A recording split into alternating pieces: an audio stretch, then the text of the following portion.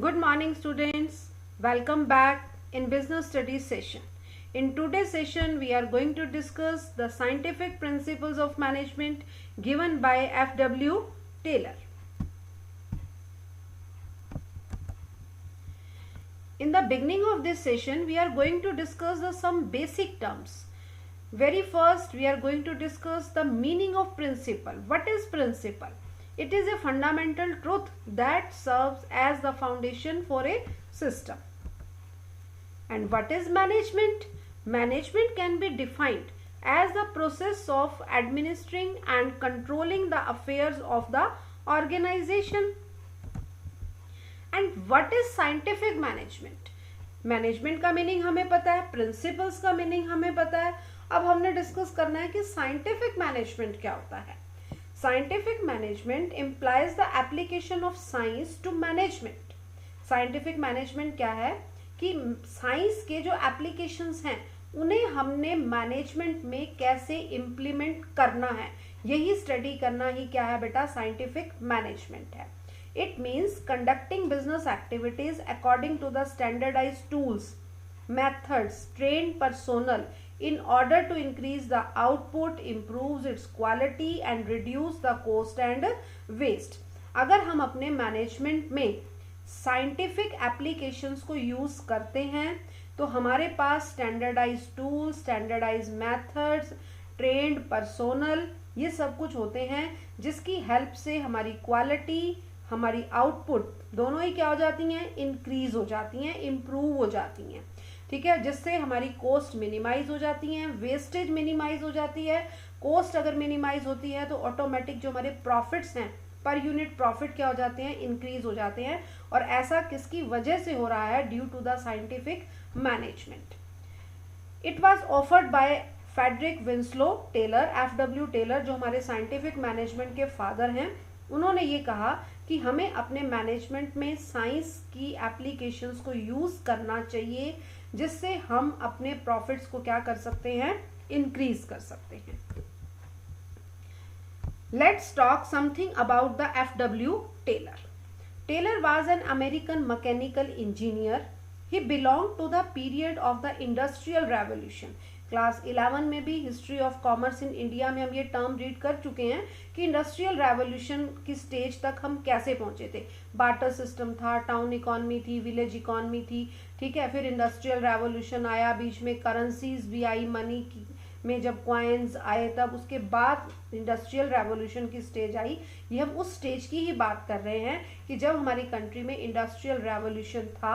ठीक है, उस टाइम पर F.W. टेलर ने क्या क्या स्टडीज जो हैं हमारी मैनेजमेंट की जो हैं वो उन्होंने सर्च की. He believed that existing management was unprofessional and should be studied as a discipline. In 1878, he joined the Midway Steel Company in the USA as a laborer, and due to his hard work and dedication, he was able to reach the position of the chief engineer in the same company with a short span of 6 years. जब industrial revolution के दौर से हमारा जो business है वो cross हो रहा था, उस टाइम पर 1878 में F.W. टेलर ने एक कंपनी ज्वाइन की एज ए लेबरर. ठीक है, एक मजदूर की फॉर्म में. ठीक है, उन्होंने एक कंपनी ज्वाइन की और उनका डेडिकेशन और उनका हार्डवर्क इतना था कि विद इन 6 ईयर्स वो उसी कंपनी में क्या बन गए, चीफ इंजीनियर बन गए. उन्होंने ये देखा कि जो एग्जिस्टिंग मैनेजमेंट सिस्टम है वो बहुत ही अनप्रोफेशनल है. हालांकि हेनरी फ्योल उस टाइम तक जो है मैनेजमेंट के 14 प्रिंसिपल्स दे चुके थे, वो हमारे बिजनेस ऑर्गेनाइजेशंस में इम्प्लीमेंट हो रहे थे, लेकिन फिर भी उनको बहुत ज़्यादा इम्प्रूवमेंट की ज़रूरत थी. उन प्रिंसिपल्स में साइंटिफिक टच लाना चाहते थे. वो कौन थे पर्सन, F.W. टेलर. और उन्होंने ऐसा किया. उन्होंने एज ए लेबरर खुद काम किया था, तो उन्हें पता था कि प्रोडक्शन लेवल पर लेबर को किन किन प्रॉब्लम्स को फेस करना पड़ता है और किस तरह से लेबर की उन प्रॉब्लम्स को दूर करके हम अपने प्रोडक्शन लेवल को इंक्रीज कर सकते हैं. F.W. टेलर का बेटा जो मेन फोकस था ना, वो किसके ऊपर रहा, प्रोडक्शन एरिया को स्ट्रॉन्ग करने पर रहा. और प्रोडक्शन एरिया का रिलेशन किससे होता है, लेबर से होता है, क्योंकि लेबर ने ही क्या करना है, प्रोडक्शन करना है. अब अगर लेबर अच्छा प्रोडक्शन करेगी, ठीक है, यानी कि जो प्रोडक्शन का लेवल है, आउटपुट की जो क्वांटिटी है वो इंक्रीज होगी तो ऑटोमेटिक पर यूनिट कॉस्ट कम हो जाएगी, पर यूनिट कॉस्ट कम होते ही प्रॉफिट मार्जिन्स क्या हो जाएंगे, इंक्रीज हो जाएंगे। तो एफडब्ल्यू टेलर के जितने भी एफर्ट्स रहे वो सिर्फ और सिर्फ इसलिए रहे कि लेबर से वो किस तरह से ज़्यादा काम ले सकते हैं। उन्होंने अपनी सारी रिसर्च, सारी स्टडीज़ जो है वो प्रोडक्शन एरिया से रिलेटेड की, और वो सभी स्टडीज़, टेक्निक्स, प्रिंसिपल्स हम इस चैप्टर में पूरी डिटेल में डिस्कस करने वाले हैं। Now come to the contribution of Taylor. Taylor published books and research papers explaining his scientific view on the industrial organization and management. His major contribution was publishing of shop management, piece rate system, and principles of scientific management. He emphasized on adopting of scientific methods to the problems of management. Now come to the features of scientific management. First one is systematic approach. Scientific management is a systematic approach to management and it ensures that all activities are completed in a systematic manner. F W Taylor कहते हैं कि जितने भी business की activities है ना वो एक बहुत सिस्टमेटिक मैनर में कंप्लीट की जाएं ताकि जो एफिशिएंसी का लेवल है वो इंक्रीज हो सके। Brings complete mental change. Scientific management brings about a complete mental change both in the owner as well as the employees in the organization. Taylor का जो मेन स्ट्रेस रहा वो ये रहा कि जो भी काम करना है वो किसे करना है, एम्प्लॉयज़ को करना है, और एम्प्लॉयज़ और ओनर्स दोनों के बीच में जो है हार्मोनी का रिलेशन होना चाहिए। और वो हार्मोनी का रिलेशन कब एस्टेब्लिश हो सकता है, जब दोनों की जो सोच है वो चेंज हो जाए, यानी कि उनका जो मेंटल चेंज है वो होना चाहिए। अगर दोनों ही अपनी सोच को बदल लेंगे, वो सोच क्या रहेगी, यानी कि टेलर क्या मेंटल रेवोल्यूशन लाना चाहते हैं अपने एम्प्लॉयज़ और अपने ऑनर्स के बीच में। टेलर चाहते हैं कि एम्प्लॉयज़ ये सोचें कि अगर हम ज़्यादा प्रोडक्शन करेंगे तो ऑर्गेनाइजेशन को ज़्यादा प्रॉफिट होगा और उस प्रॉफिट का एक बड़ा शेयर हमें भी मिलेगा, और ओनर्स ये सोचें कि जितने भी प्रॉफिट्स हम अर्न कर रहे हैं वो किसकी वजह से अर्न कर रहे हैं, एम्प्लॉयज़ की वजह से, लेबर की वजह से अर्न कर रहे हैं, और उन अर्न किए हुए प्रॉफिट्स का एक बड़ा शेयर हमें किसे डिस्ट्रीब्यूट करना चाहिए, अपनी एम्प्लॉयज़ को, अपने लेबर्स को डिस्ट्रीब्यूट करना चाहिए। तो टेलर कहते हैं कि हमें मेंटल चेंज की ज़रूरत है, और वो मेंटल चेंज किसे करना है, employees as well as owners. Third one is discard traditional methods. Scientific management completely discard traditional methods. It calls for discarding of old techniques and adopting of new technology. Scientific management कहती है कि पुराने तरीकों को छोड़ दो और उनके प्लेस पर हमें न्यू टेक्निक्स, न्यू मेथड्स को अडॉप्ट करना चाहिए, जो हमारे प्रोडक्शन को, हमारे बिजनेस ऑर्गेनाइजेशन में होने वाले जितनी भी एक्टिविटीज़ हैं उन सबको क्विकर, सिंपलियर और ईजियर बना सकें। Requires strict observance of rules. Scientific management requires strict observance of rules because the rules are formed only after due to analysis and there is very little chance of error in them. Taylor कहते हैं कि जो भी rules हम अपनी organisation में scientific management की form में इम्प्लीमेंट कर रहे हैं वो बड़े स्ट्रिक्टली फॉलो होने चाहिए, यानी कि हर ऑर्गेनाइजेशन को अपने रूल्स को बड़ा स्ट्रिक्टली फॉलो करना है। क्यों? क्योंकि ये रूल्स जो हैं ऐसे ही नहीं बनाए गए हैं कि हम इन्हें फॉलो करने लगे हैं। ये रूल बहुत ही एक्सपेरिमेंट्स के बाद, बहुत सारी ऑब्जर्वेशंस को चेक करने के बाद इन्हें प्रिंसिपल की फॉर्म में इम्प्लीमेंट किया गया है, और अगर इन रूल्स को हम फॉलो करते हैं तो एरर्स होने के चांस बहुत ही कम रह जाते हैं। Next is improve the efficiency of workers. The main aim of scientific management is to increase the efficiency of worker. This is done through conducting various kinds of studies. Taylor का जो main focus है वो रहा ही किसके ऊपर है, workers की efficiency को इंक्रीज करने के लिए रहा है। उन्होंने वर्कर्स की एफिशिएंसी को इंक्रीज करने के लिए वर्क स्टडी टेक्निक्स दी हैं। उन वर्क स्टडी टेक्निक्स की हेल्प से हम अपने बिजनेस ऑर्गेनाइजेशन में वर्कर्स की एफिशिएंसी को काफी हद तक इम्प्रूव कर सकते हैं। There are the 4 principles of scientific management given by the F.W. Taylor. First one is science, not rule of thumb. Second is harmony, not discord. Third is cooperation, not individualism. And last one is development of every person to his or her greatest efficiency and prosperity. Now come to the first principle, science not rule of thumb. In this principle, Taylor states that there must be thinking beforehand. काम को करने से पहले हमें सोचने की ज़रूरत है कि हम किस तरह का काम कर रहे हैं. Scientific and research methods should be adopted instead of hit and trial method. जो भी काम आप कर रहे हो उसके ऊपर साइंटिफिक मेथड्स को यूज़ कीजिए, यानी कि अपनी मैनेजमेंट में साइंटिफिक मैनेजमेंट के कंसेप्ट को यूज़ कीजिए. आप हिट एंड ट्रायल मेथड से कुछ भी काम नहीं करेंगे क्योंकि उससे एरर होने के चांसेस जो हैं वो इंक्रीज हो जाते हैं. This principle says that we should not get stuck in a set routine with the old techniques of doing work. Rather, we should be constantly experimenting to develop new techniques which make the work much easier, simpler and quicker. हमें old techniques को छोड़ देना चाहिए. जो हम routine में हम old techniques की हेल्प से जो भी काम कर रहे हैं, ठीक है, उन टेक्निक्स को हमें छोड़ना चाहिए. उनकी जगह पर नई साइंटिफिक टेक्निक्स को अडॉप्ट करना चाहिए, ठीक है, और कुछ नई टेक्निक्स हमें डेवलप भी करनी चाहिए. अपने मेथड्स को कुछ इम्प्रूव करना चाहिए जिससे हम कुछ बेस्ट रिजल्ट्स जो हैं वो सर्च कर सकें, यानी कि हम अपने काम को ईजी बना सकें. सिर्फ हार्ड वर्क करना ही बहुत अच्छा नहीं है, स्मार्ट वर्क भी करना चाहिए.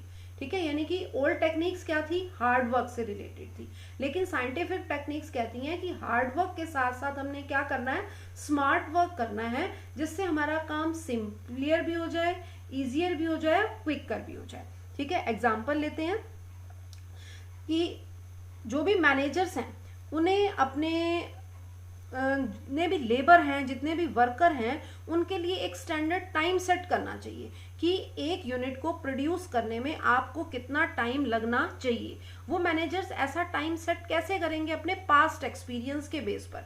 वो ये देखेंगे कि पिछले प्रोडक्शन ड्यूरेशन में जो लेबर है उसने कितने टाइम में कितने यूनिट्स प्रोड्यूस किए हैं. ठीक है, तो एक स्टैंडर्ड टाइम सेट कर लेना चाहिए कि एक लेबर को एक दिन में 10 यूनिट्स प्रोड्यूस करने हैं, एक लेबर को एक दिन में 100 यूनिट्स प्रोड्यूस करने हैं. ये सब कुछ कैसे सेट होगा, मैनेजर सेट करेंगे. और किसके बेस पे करेंगे, अपने एक्सपीरियंस के बेस पर सेट करेंगे. अब जब आपके पास एक यूनिट को प्रोड्यूस करने का स्टैंडर्ड टाइम होगा तो आप अपनी लेबर का पूरे दिन का टारगेट सेट कर सकते हो, पूरे मंथ का टारगेट सेट कर सकते हो. यही क्या है, science not rule of thumb है कि हमें अपने ओल्ड मेथड्स को छोड़कर न्यू मेथड्स को जो है वो क्या करना चाहिए, अडॉप्ट करना चाहिए. नेक्स्ट है harmony not discord. In this principle Taylor insisted that both workers and management should work together with positive attitude and with mutual cooperation. They must share give and take relationship while working. Taylor called for mental revolution on the part of both workers and management. They must develop positive thinking for each other and with the harmony and avoid discord as their objectives are in one direction. देखो, जो भी employees हैं और जो भी honours हैं उन सभी का एक ही ऑब्जेक्टिव होता है, यानी कि एक कॉमन गोल होता है जो उन्हें अचीव करना होता है. और वो कॉमन गोल क्या होता है कि हमने अपने प्रॉफिट्स को हाईएस्ट जो है लेवल के ऊपर लेकर जाना है, मैक्सिमम प्रॉफिट्स को अर्न करना है. ऑर्गेनाइजेशन भी यही चाहती है और एम्प्लॉयज़ भी यही चाहते हैं, ओनर्स भी यही चाहते हैं. एक ही कॉमन गोल है. अब उस कॉमन गोल को अचीव करने के लिए हम सभी को गिव एंड टेक की रिलेशनशिप में एस्टेब्लिश होना होता है. ठीक है, गिव एंड टेक की रिलेशनशिप क्या है कि मैनेजर्स को ये अंडरस्टैंड करना चाहिए कि वर्कर्स को, एम्प्लॉयज़ को क्या क्या प्रॉब्लम्स आ रही हैं काम को करते हुए. बहुत सारी ऑर्गेनाइजेशंस ऐसी हैं जहां पर जो मैनेजर्स हैं वो अपने एम्प्लॉयज़ के साथ खुद भी काम करते हैं, जिससे क्या होता है उनके बीच में एक इनफॉर्मल रिलेशनशिप जो है वो एस्टैब्लिश हो जाती है. यानी कि वो एक फैमिली की तरह काम करते हैं, टीम की तरह काम करते हैं. जब वो एक फैमिली मेंबर्स की तरह काम कर रहे हैं तो मैनेजर्स को खुद भी ये पता चलता है कि एम्प्लॉयज़ को काम करते करते क्या प्रॉब्लम्स आ रही हैं. ठीक है, और वो ऑटोमेटिक वो उनके फैमिली मेंबर्स की तरह उन्हें ट्रीट करते हैं और ऑटोमेटिक उनकी जो प्रॉब्लम्स हैं उनको दूर करने के लिए एफर्ट्स करते हैं, जिससे उनके बीच में क्या होता है, हार्मोनी का रिलेशन बन जाता है।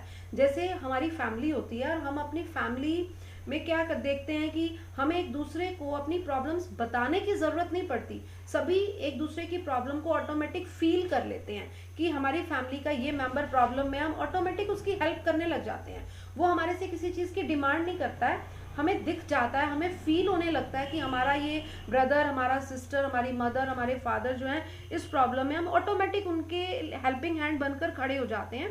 तो सेम वही सिचुएशन यहाँ है कि मैनेजर्स अपने एम्प्लॉयज़ को फैमिली की तरह ट्रीट करेंगे तो ऑटोमेटिक क्या हो जाएगा, एक हार्मोनी का रिलेशन दोनों के बीच में एस्टैब्लिश हो जाएगा और ऑटोमेटिक क्या हो जाएगा, मेंटल रेवोल्यूशन हो जाएगा मैनेजमेंट के बीच में और वर्कर्स के बीच में। दोनों की थिंकिंग क्या हो जाएगी, चेंज हो जाएगी।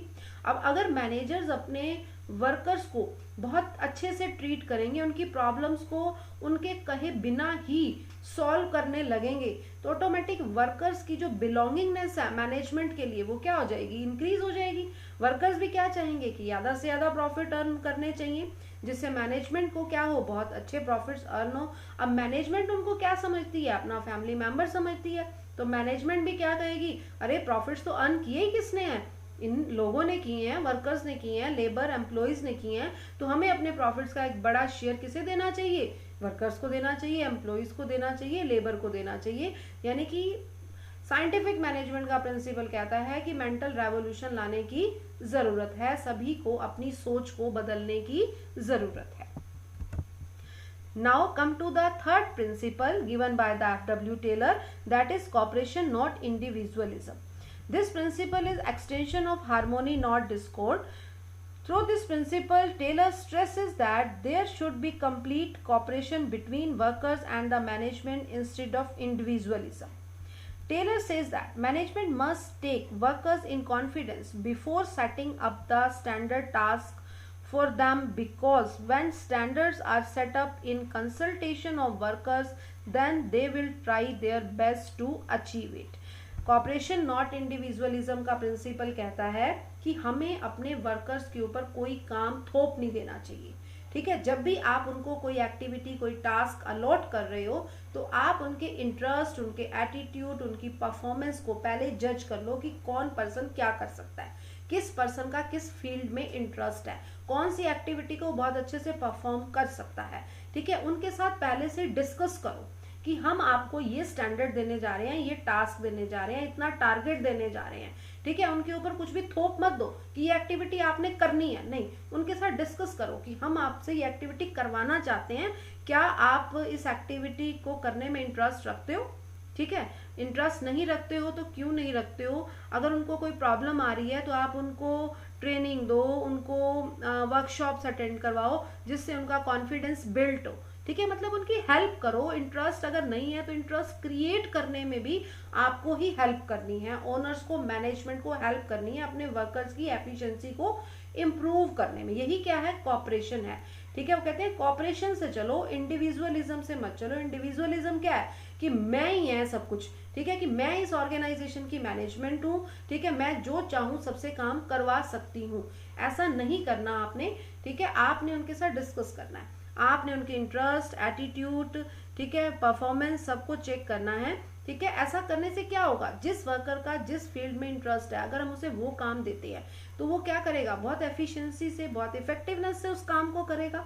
जो भी स्टैंडर्ड आप उनको देना चाहते हो, यानी कि जो भी टारगेट उन्हें देना चाहते हो, वो उनके साथ पहले डिस्कस करो कि हम चाहते हैं कि आप एक दिन में 100 यूनिट्स प्रोड्यूस करो।